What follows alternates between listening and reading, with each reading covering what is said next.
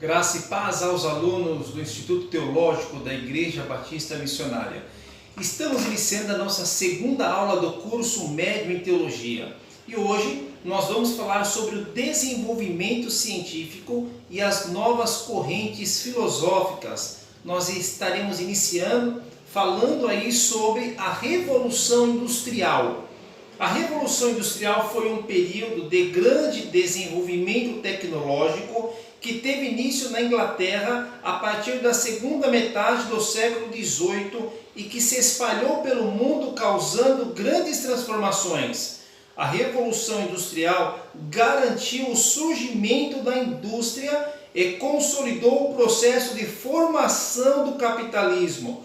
O nascimento da indústria causou grandes transformações na economia mundial, assim como no estilo de vida da humanidade, uma vez que acelerou a produção de mercadorias e a exploração dos recursos da natureza. Então, o nascimento da indústria, ela trouxe grandes transformações na nossa sociedade, porque o homem começou a ter o direito ao trabalho, ao direito de comprar, o direito de vender, o direito de explorar os recursos da natureza, de produzir produtos, advindos de uma empresa, seja uma metalúrgica, seja uma empresa têxtil. Então a Revolução Industrial ela trouxe grandes benefícios e grandes avanços para a nossa sociedade. A Revolução Industrial ela foi iniciada de maneira pioneira na Inglaterra a partir da segunda metade do século XVIII. E atribui-se esse pioneirismo à Inglaterra pelo fato que lá surgiu a primeira máquina a vapor em 1698, construído por Thomas Newcomen e aperfeiçoado por James Watt em 1765. Então nós temos aqui na imagem uma ilustração das 4 revoluções industriais que nós temos hoje no mundo. Podemos dizer que a primeira revolução industrial foi a era que foi criada a máquina a vapor, o trem a vapor, isso por volta do ano 1700. Foi um ano de descoberta do ferro e do carvão, foi inventado o trem a carvão, surge então o primeiro conceito de transporte.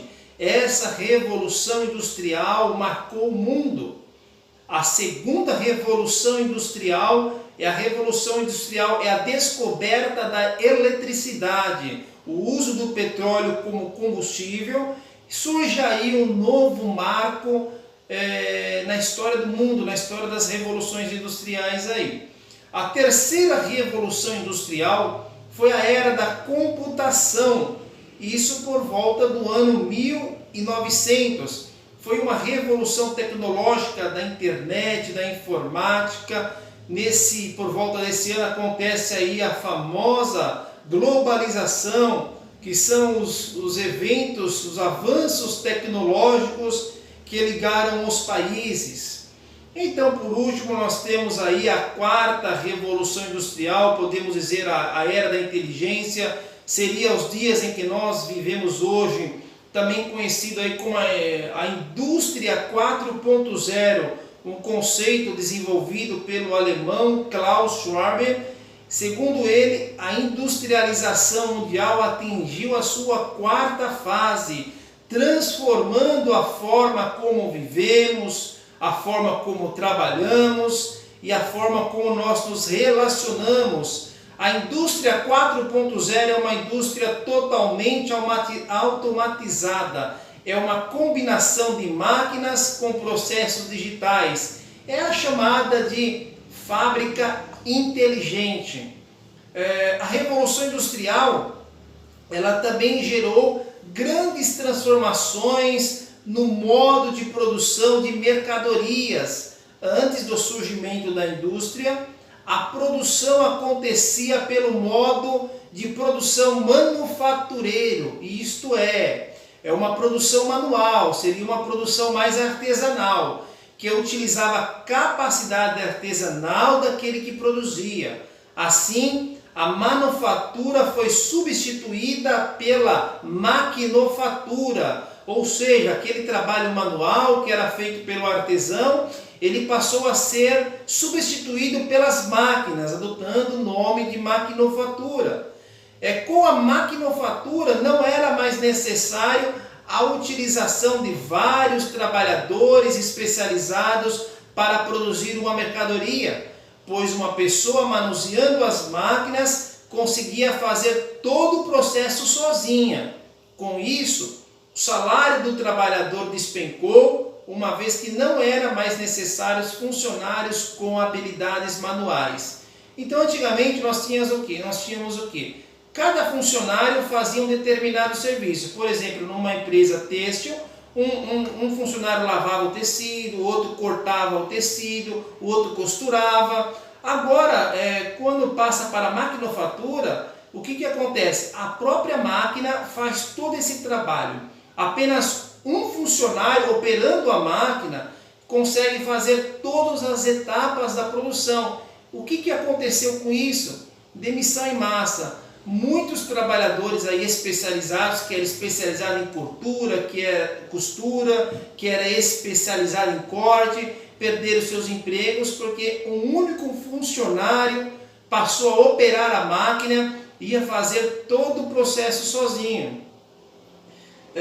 Além do baixo salário, os trabalhadores eram obrigados a lidar com uma carga de trabalho extenuante. Nas indústrias inglesas, no período da Revolução Industrial, a jornada diária de trabalho costumava ser de até 16 horas por dia, com apenas 30 minutos de pausa para o almoço.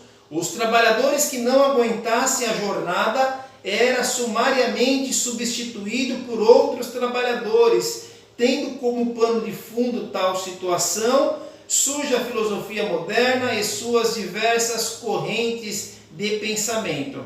Então nós vemos aqui que, surgindo a maquinofatura, houve demissões em massa, e aquele trabalhador que ficou encarregado de fazer todo o processo para dar conta da produção, ele tinha que trabalhar uma carga de trabalho excessiva. Como diz o texto, nós lemos aqui que até 16 horas por dia eles tinham que trabalhar e apenas 30 minutos de pausa para o almoço.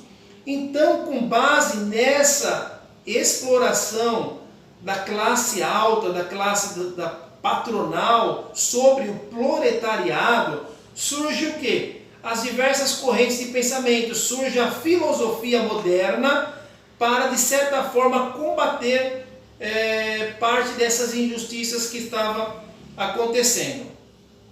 Vamos lá. A filosofia moderna.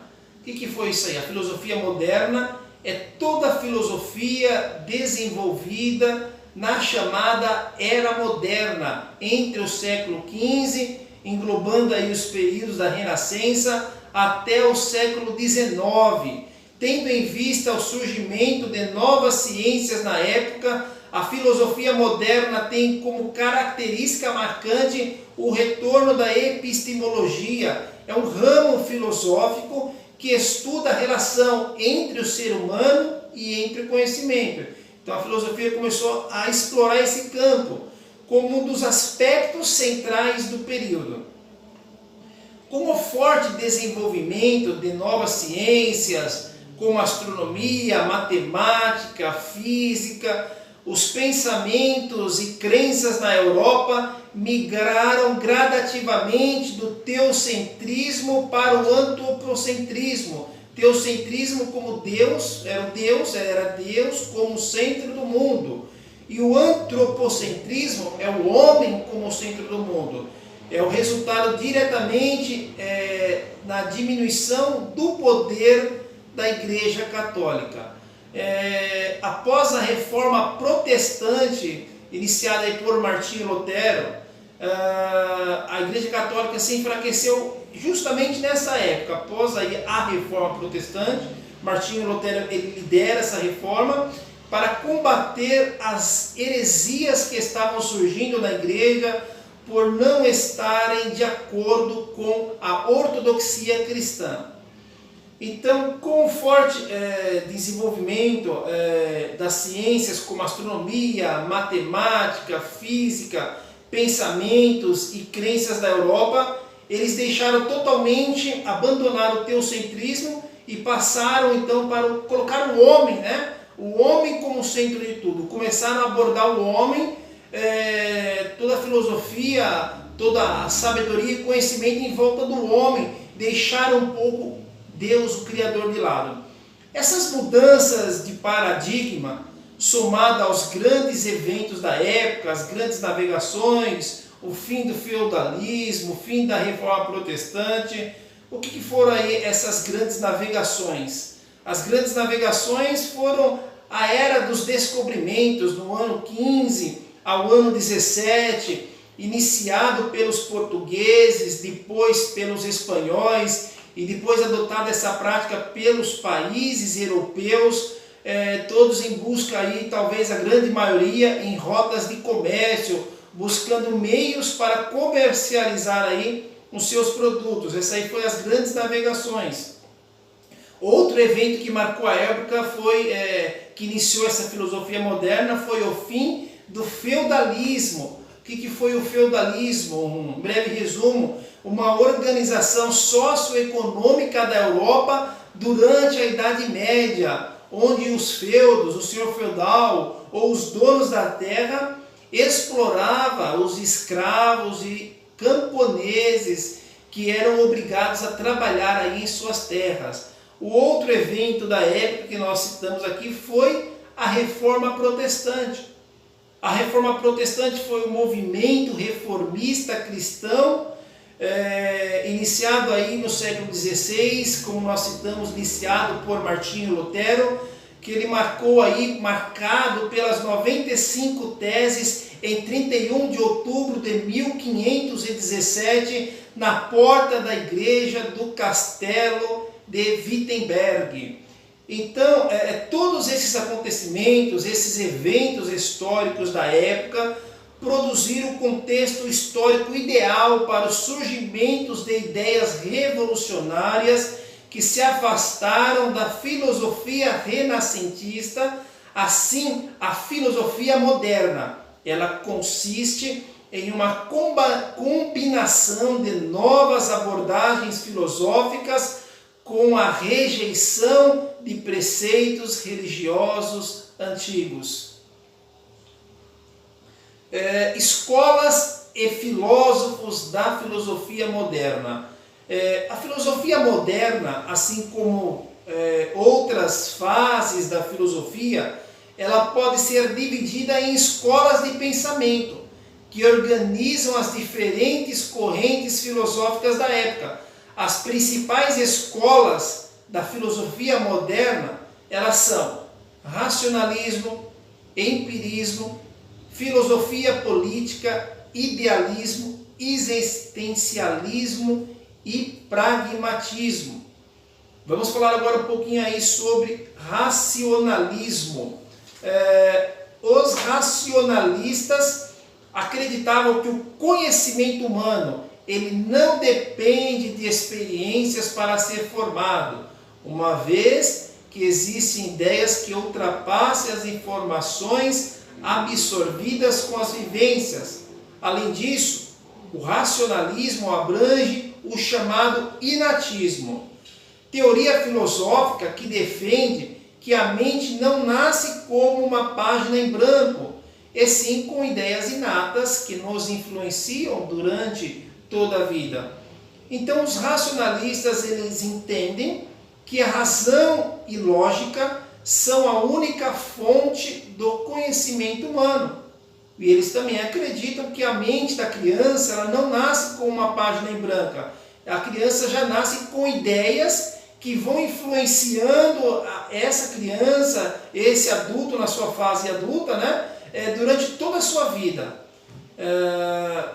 Eles também dizem que o homem é um ser racional por natureza, tem a capacidade de alcançar o conhecimento e, mais que isso, a sua existência é definida pelo ato de pensar. Então, os racionalistas eles enfocam muito a antropologia, que o homem ele pode pensar, o homem pode ter o conhecimento e o homem pode, então, ele ter as suas próprias ideias e assim seguir uma progressão. Exemplos de filósofos racionalistas modernos, temos o René Descartes, o Baruch Spinoza e o Immanuel Kant.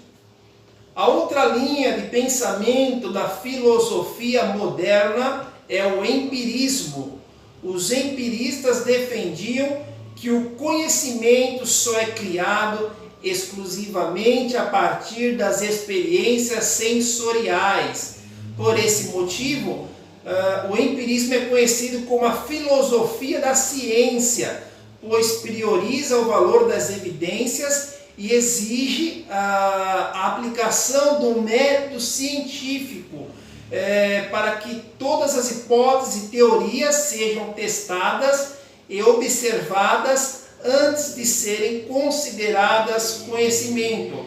Então, o empirismo ele vem do grego empiria, que significa experiência.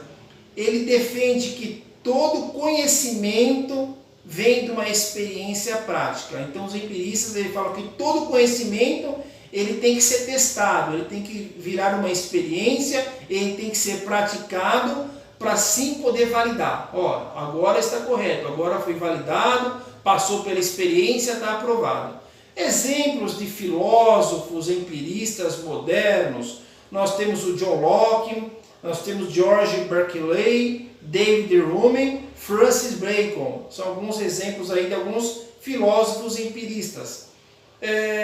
Outra linha da filosofia moderna, nós também temos aí a filosofia política.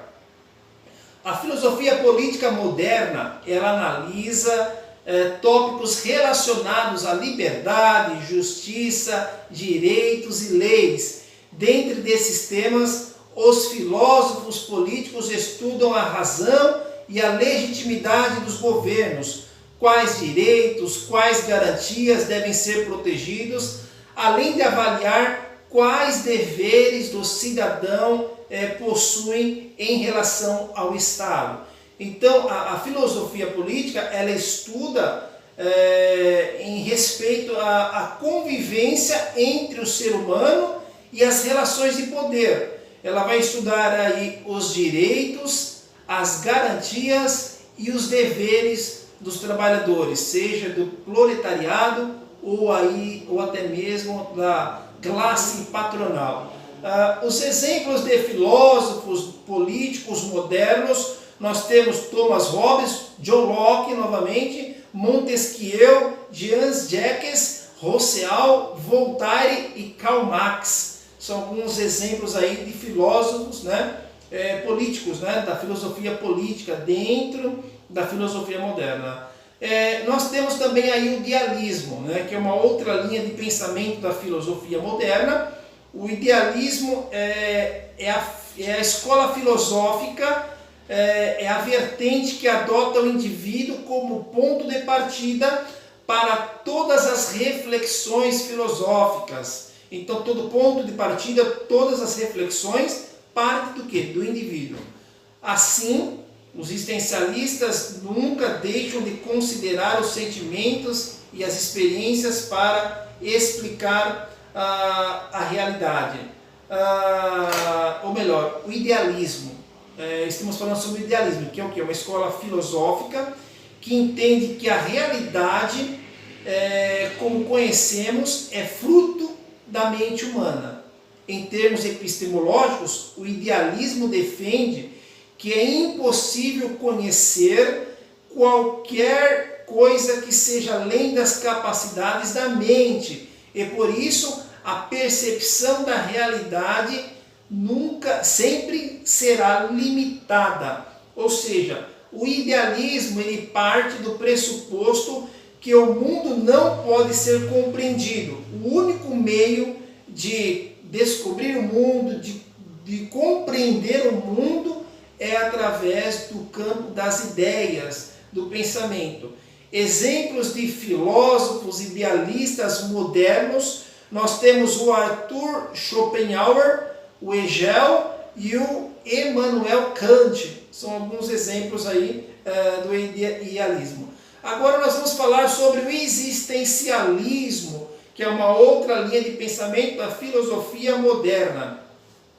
O existencialismo é a vertente que adota o indivíduo como ponto de partida para todas as reflexões filosóficas. Assim, os existencialistas nunca deixam de considerar os sentimentos e as experiências humanas para explicar a realidade. Então, o que os existencialistas afirmam? Que a existência humana é a vista principal objetivo dos pensamentos e das teorias. Eles percebem que a filosofia moderna,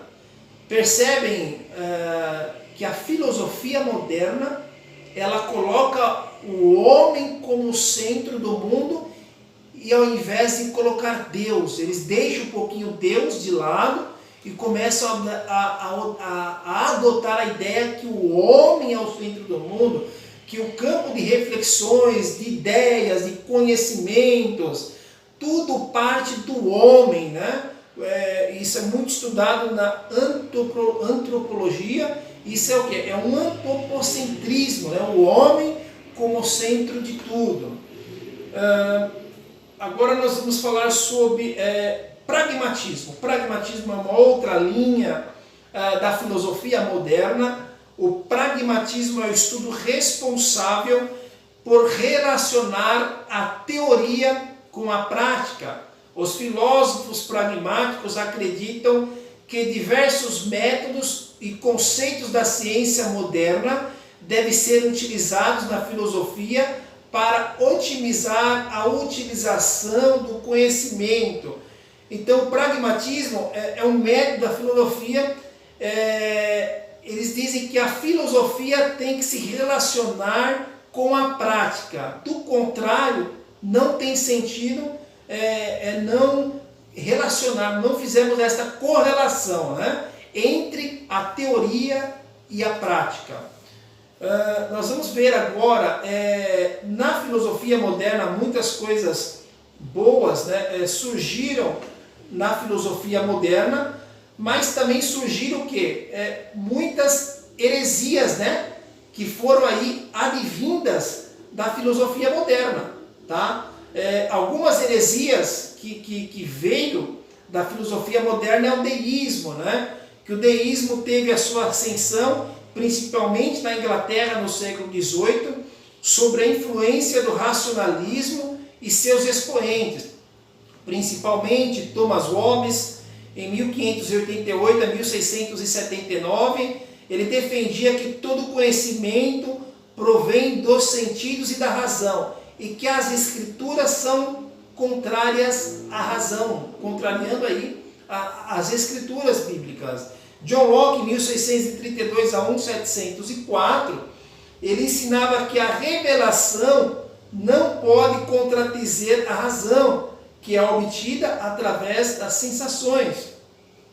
Temos também Isaac Newton, em 1642 a 1727, que desenvolveu uma visão mecanicista do universo, né? Tirando um pouco a divindade e colocando aí novamente como fosse algo mecânico, algo que foi até mesmo gerado pela inteligência humana.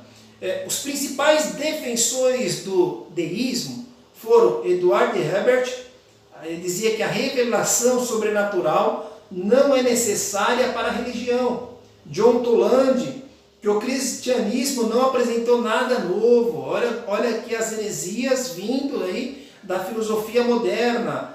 Anthony Collins, que não há correspondência entre as profecias do Antigo Testamento e a vida de Cristo. Nós vemos aqui diversas teorias, né, heréticas, né, heresias que foram criadas aí no surgimento aí da filosofia moderna.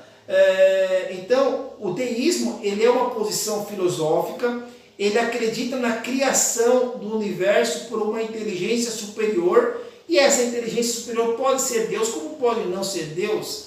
Então, é uma criação através da razão, do livre pensamento e da experiência pessoal. Uma outra heresia que surgiu na filosofia moderna foi o unitarianismo.